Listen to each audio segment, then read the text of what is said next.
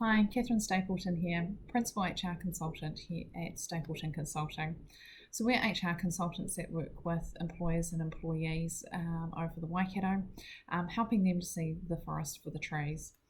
So it's been a long day, lots of talk and thinking and processing what the ramifications have been of some of the decisions the government has made since last Saturday, and in particular what the business subsidy and stimulus packages and the impact that's going to have on some businesses following yesterday's announcement.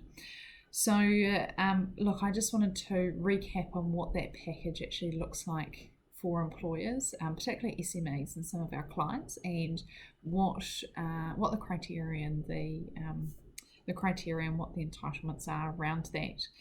So there's two real parts. There's the wage subsidies and there's the leave payments. Wage subsidies and the leave payments are the same value. So for those that are working 20 hours or more, that's $585.80 per week, and then for those that work 20 hours or less, it's $350 per week, up to a certain maximum depending on what you're applying under. So the wage subsidies, that's paid in a lump sum payment, and an employer can only apply for that once and up to a maximum of $150,000. So very much targeted at the SMEs with 20 employees or less, or those that have a large casual or lower income minimum wage level.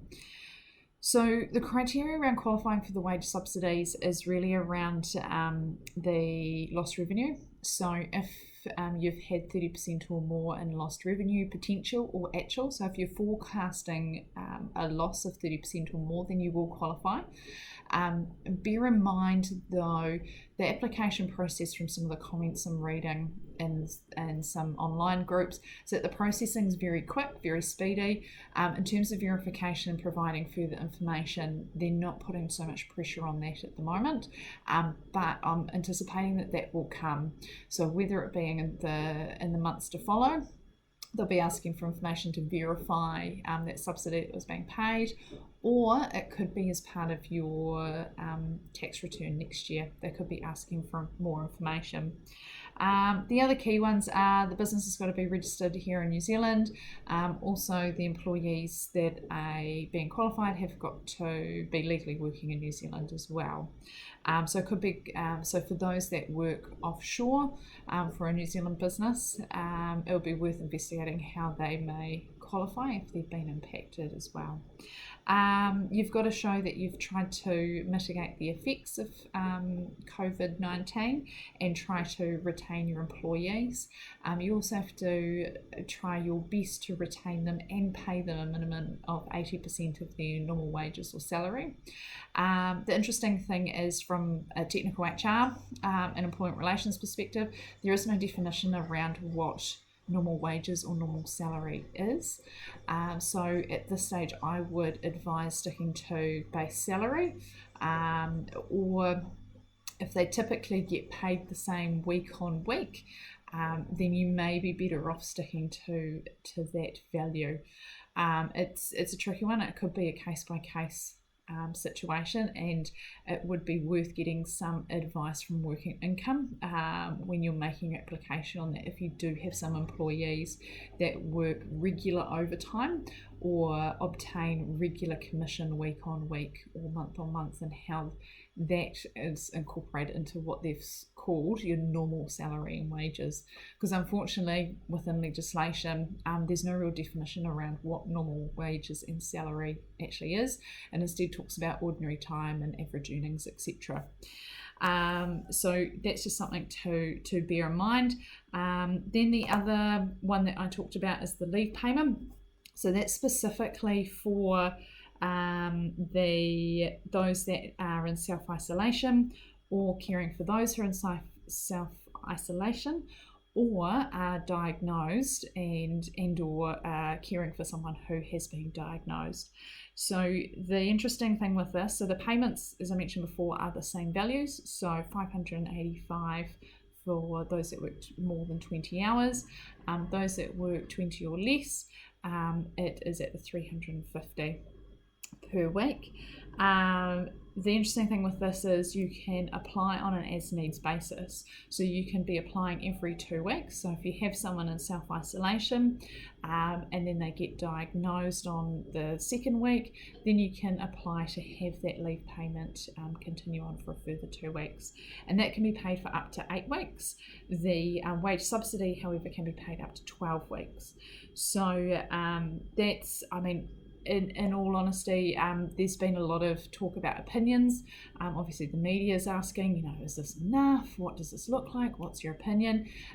In my view, something's better than nothing right now, and I'm not going to get into the debate of whether it's good or bad. I mean, the key thing with the leave payments to consider really is was that person expected to be working?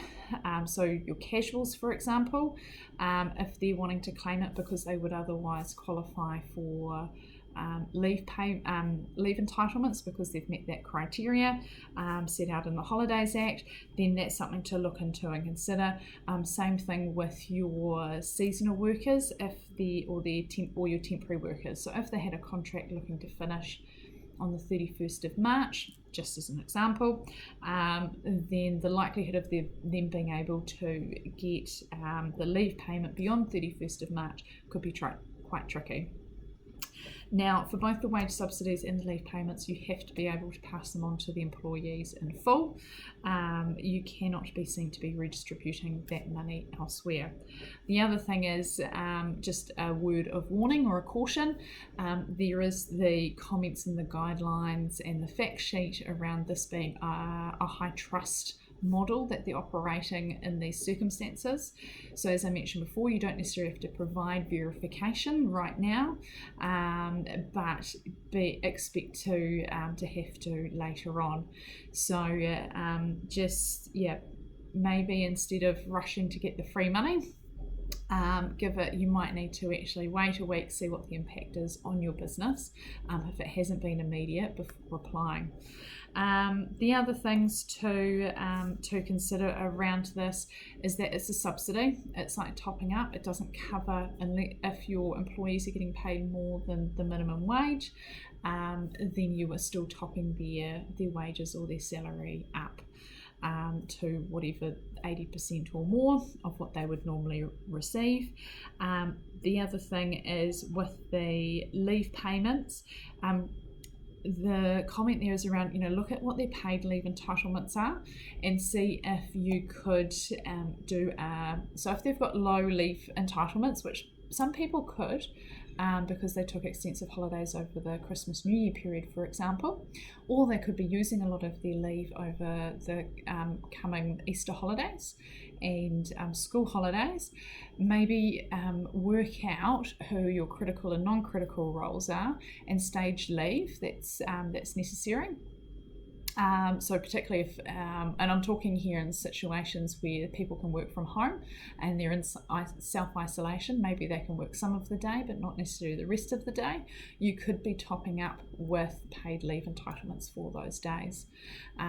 Or if they are in self-isolation, you could be and they are unable to work, you could be using some of the days off for some of the leave for wage subsidy, and then the balance to pay up to that 80% or even 100% could be whatever sick leave or annual leave entitlements that they've got accrued or entitled to. So that's where you could be a little bit creative, and that's where having people like myself working with your accountants and some of your senior managers and business advisors can be really helpful. We've had some experience in working with businesses that are under pressure or are struggling or having to think outside of the box for different solutions to what they would otherwise. So the interesting thing around what the guidelines have suggested as well in terms of the comment around mitigating effects, they've mentioned being whether you've had to enact your business continuity plan. So business continuity plan should be your plan that you kick into gear should you be in should you be in a state of emergency or severe risk, or if your ability to continue as a business is compromised. So this is the perfect time to be kicking into your business continuity plan. My question for you is, do you have one? I have a few clients that I know don't have one because we have raised it and they've gone, too busy to think about that at the moment, let's shelve it for another time. So if you fall into that category, or if you're not affected now but could be later, let's get around the table with your advisors, your accountant, your senior managers. We can bring along our friends, Paul and some of his team from risk prevention. They're based in Cambridge. Their specialty is business continuity and emergency preparedness. So if you do, because one of the key things you do have to be mindful of in this situation is what happens if more than one of your team become diagnosed with COVID-19. What's the ripple effect on your business and anyone they have come into contact with? So talking customers, suppliers, other members of the public. So the ramifications can be quite huge, even on a small business, in terms of what triggers and what things you've got to do should a certain circumstance arise, and what decisions you need to make. So look, yeah, if you need, we're all about helping.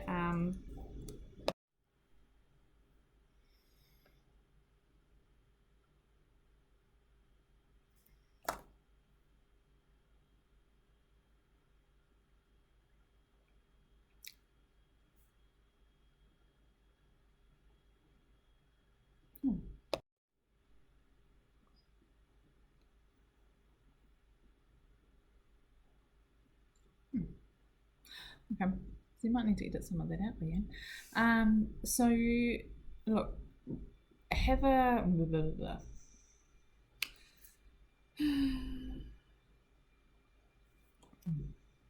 So we often work with business advisors, consultants or accountants to develop strategies and plans for businesses, particularly if they are contemplating change. So if you do need to make some significant changes in your business and you need some help, and you also need to get clarity on what that change looks like and how it needs to happen, because you can't just rush procedural fairness or good faith provisions that you still need to abide by in these circumstances. Give us a call, get in contact. As I said to start off with, here at Stapleton Consulting, we are all about helping employers and employees see the forest for the trees. So get in contact and let's have a conversation. First 30 minutes is always free, and we can give you some initial advice, and then if we need to develop a plan, do some further work with you, then we can have that conversation about how that service is structured to meet your needs, and also what your budget is too. So that's me signing off for the day. Catherine Stapleton here from Stapleton Consulting, helping employers and employees see the forest for the trees. Take care, and thanks for listening.